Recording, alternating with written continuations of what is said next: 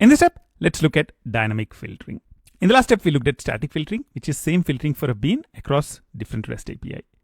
We created two simple REST API, filtering and filtering list. And we saw that whatever filtering which we configure on somebean.java, that's applicable for both these REST API, for filtering and filtering list. So right now, JSON ignore is applied on field 3. So you'd see that both filtering and filtering list will not return field 3 in the response. So if I refresh this, you'd see that field 1, field 2 are returned back by filtering list. And the same is the case with filtering as well. Field 1 and field 2 are the only ones returned. There might be situations where you might want to return different attributes for the same bean in different REST API. How do we implement this? That is what is called dynamic filtering. Before we get to dynamic filtering, what I would do is I would go to somebean and comment out the JSON ignore and organize imports. Let's save this. And now if I execute filtering, I would get everything back. And let's say filtering list, I would get everything back again. So all the three fields are coming in the responses for both the REST API. You want to customize the filtering for a bean for a specific REST API. For example, we have two REST API, filtering list and filtering. What we'll do is for filtering, we will have field 1 and field 3 in the response. However, for filtering list, we will have field 2 and field 3 in the response. So for the same bean, we will have different filtering logic in different REST API. Let's see how to implement that.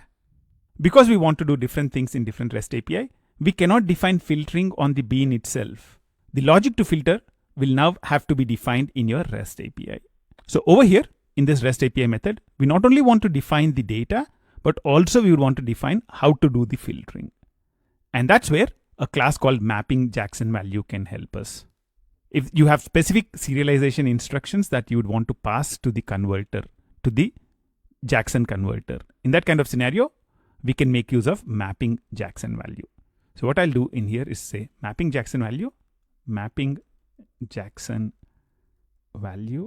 is equal to new mapping Jackson value of whatever value we would want to return.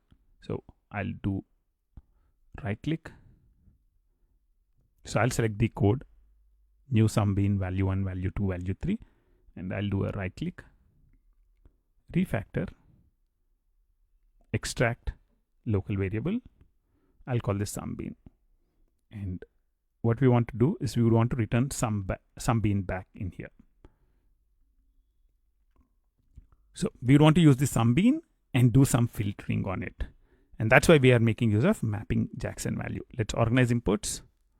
Org Spring Framework HTTP converter JSON mapping Jackson value is coming in.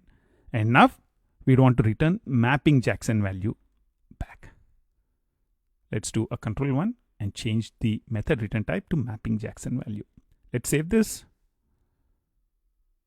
And let's go back to our request. And let's execute filtering. Nothing has changed.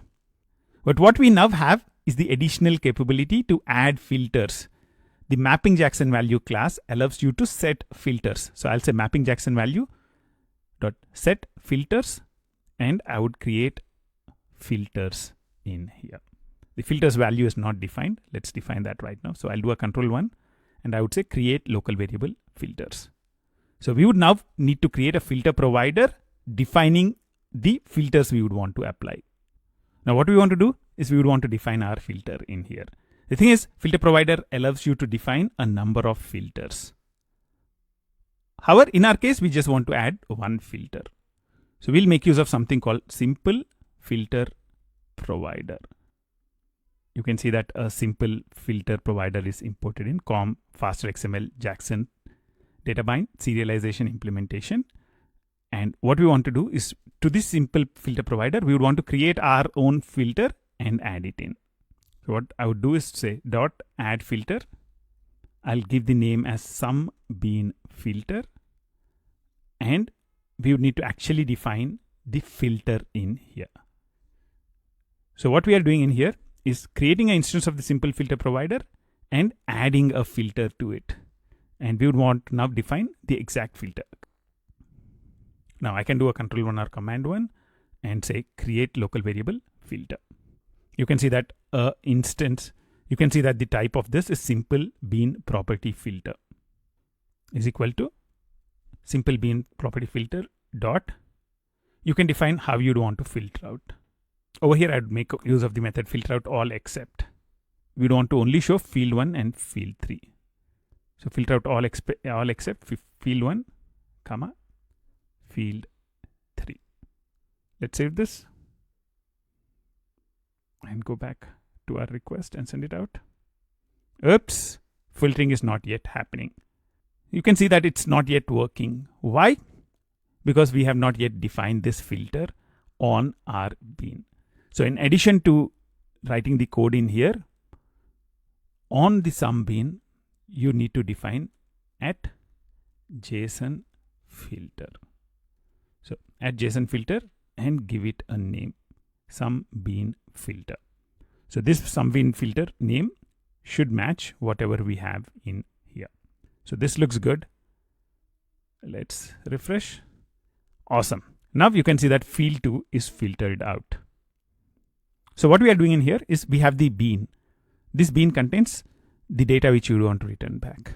What we are defining in here is the filtering logic. Because we would want to execute a filter, what we are doing is we are making use of mapping Jackson value, and we are returning mapping Jackson value back. So the mapping Jackson value allows you to add serialization logic in addition to your data. To be able to add the serialization logic, we would need to define filters. Over here, we are making use of a simple bean property filter. We would want to only allow field 1 and field 3 in the response. That's what we are defining using the filter. And we are creating a filter provider defining this specific filter. Once we have the filter ready, we are setting the filter into mapping Jackson value. So we are returning the bean as well as the serialization logic back. And we see that only field 1 and field 3 are coming in our response. Now let's get to the second method which is present in here. Over here, we only want to return field 2 and field 3. We don't want to return field 1.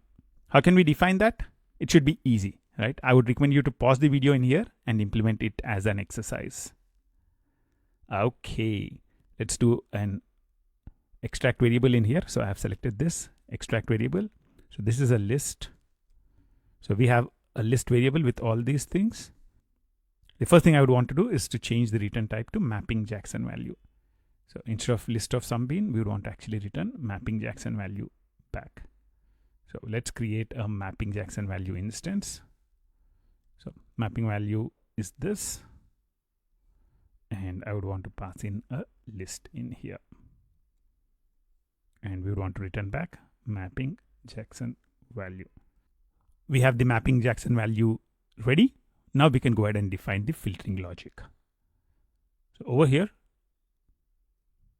we can copy these 3 lines of code, put them in here. And what we want to do is to filter out all things except field 2 and field 3. Actually, this should have been field 3.